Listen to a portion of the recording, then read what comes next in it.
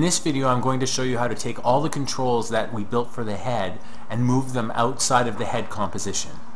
So up to this point, everything that drives the character's facial expressions are rigged up to this floating null object in front of his face. The goal here is to make a null object that can control this one from the puppet's body composition, not the head composition, so that I don't have to go back into this head composition ever again. I don't want to have to animate the body and then go inside the head composition and then manipulate the controller to be able to animate him. I'd like to do everything all in one place, right with the character itself. To complicate things even further, there is some pre-existing animation on the original controller that I used to test the character that I wanted to keep when I transferred it over to the body character. I'll show you how this is done and how it can be married to this little Photoshop puppet I have here. Eventually I'll rig all this together, but firstly what we need to do is get his head controls transferred from in here to over here.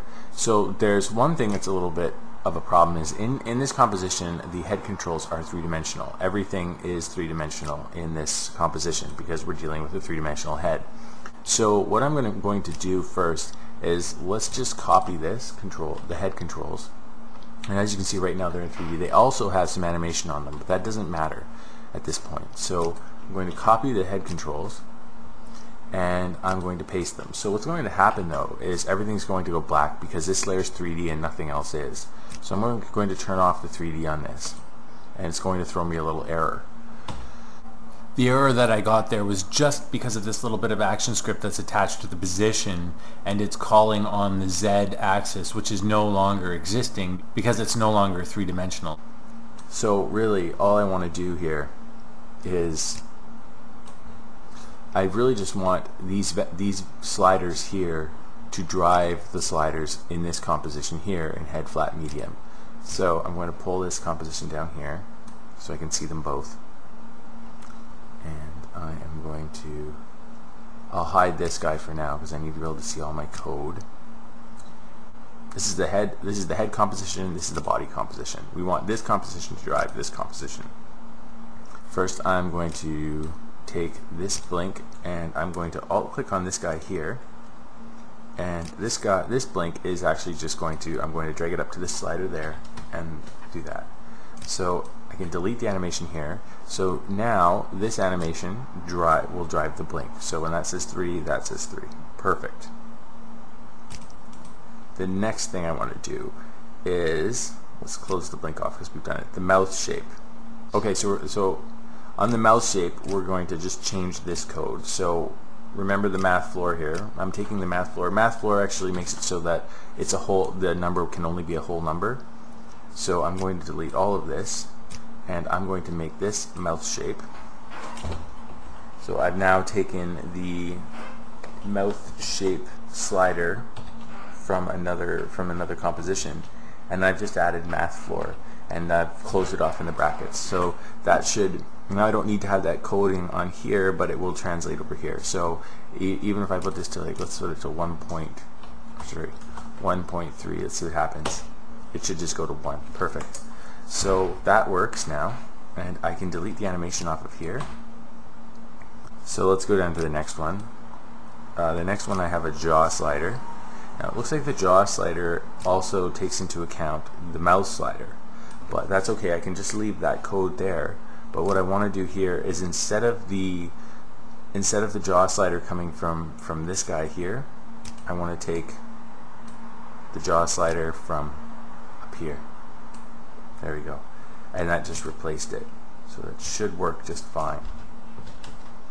So if I get rid of the animation on this guy now, I should still have, as I move through, my numbers changing, which is perfect.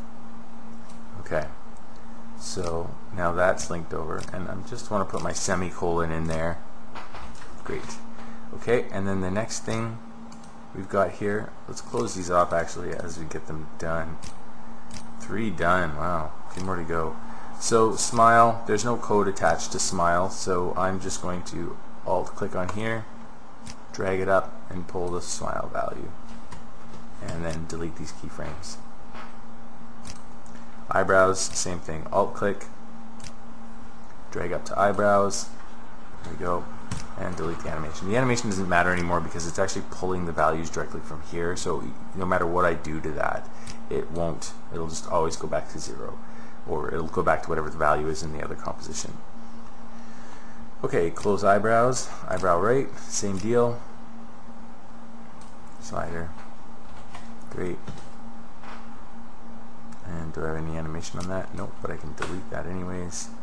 Close that, eyebrow left. This is nice and easy here. The other step was a little bit more confusing. Okay, I think there's another confusing one coming up.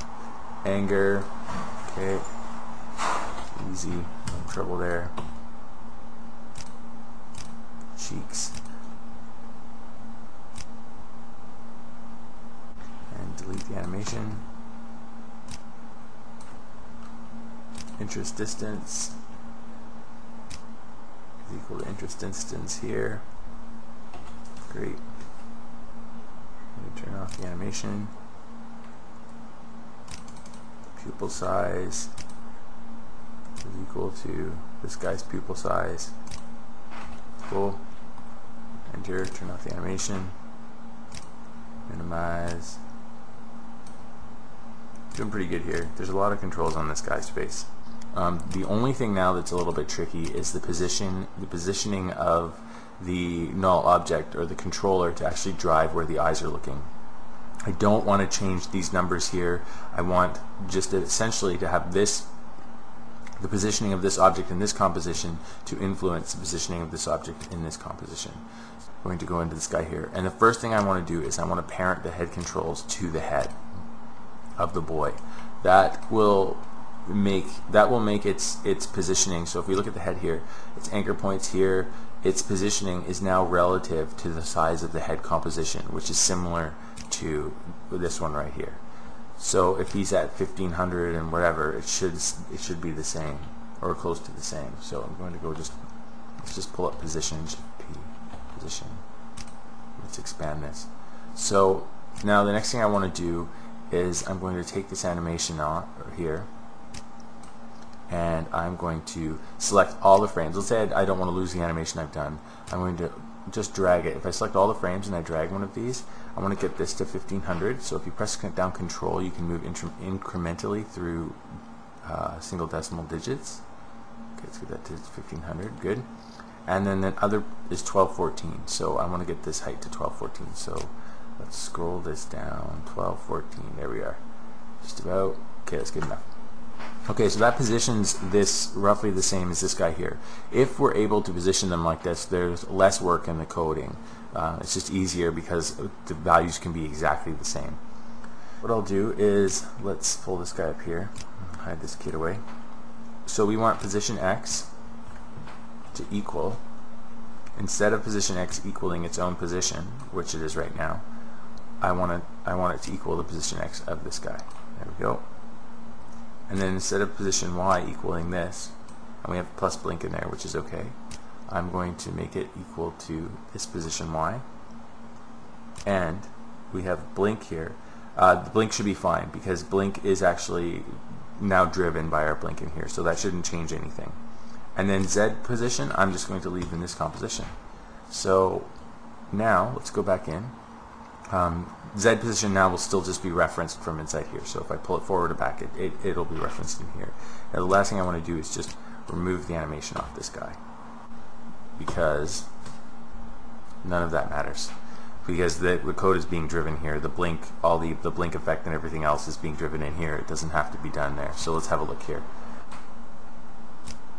Let's see if his works. So it looks like his head is working, his animation, his basic animation is working. But let's try to pull that. Let's try to pull this controller around and see what it does. As you can see, his eyes are moving. So cool, the controller works. So if I go effects here, you can see all these little pieces here. Smile works. Let's check the jaw. Jaw works. Mouth shape, 1, 0. That works. Okay, good. Everything seems to work. Eyebrows. So now that the head controls are attached to this body composition here, next thing I need to do is I need to attach the head rotations So right now we have this neck which drives all the pivoting of the head. So if we look at the animation here, all these rotations actually drive the head. I don't have to go inside the head again and do all that. So what I'm going to do is I'm going to go to the head controls and I'm going to add a new expression control, and this one will be called, I'll use an angle control, and I'll call this head rotation X, and I'm going to duplicate this, duplicate, and the other one will be called Y and Z. Alright, so I have head X, Y, and Z. So let's actually put it up here, because this will be where we need to link it from. So we have head X, Y, Z. Great.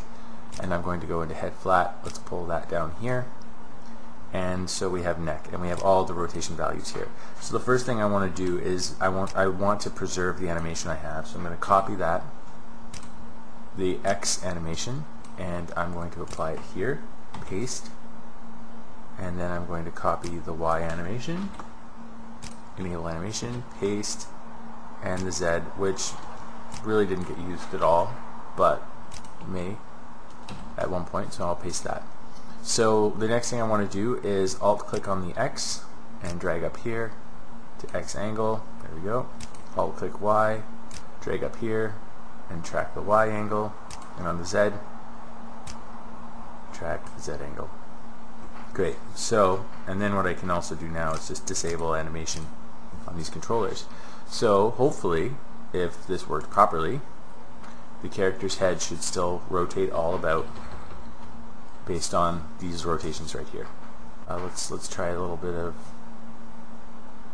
let's try some rotations here. And there you go. Works like a charm. Perfect.